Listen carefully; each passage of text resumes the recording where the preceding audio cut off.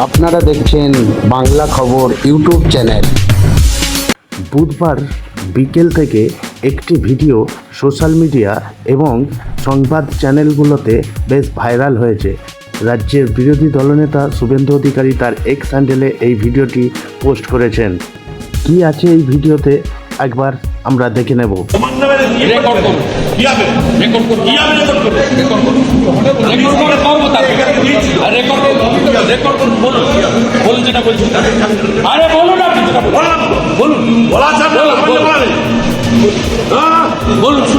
আমার মেয়ে থার্ড ডিভিশনে পাস করেছে, চাকরি পেয়েছে,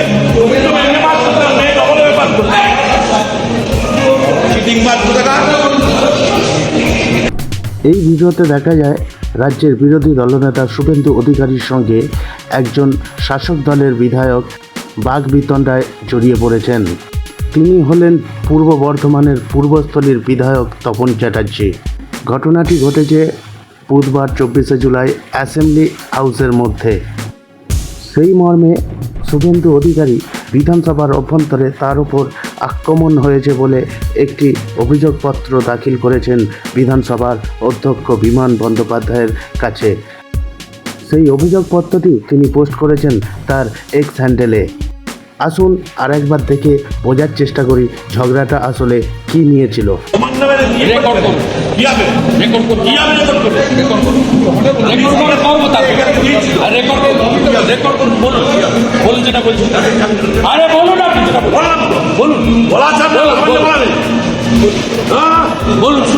আমার মেয়ে থার্ড ডিভিশনে পাস করেছে, চাকরি পেয়েছে,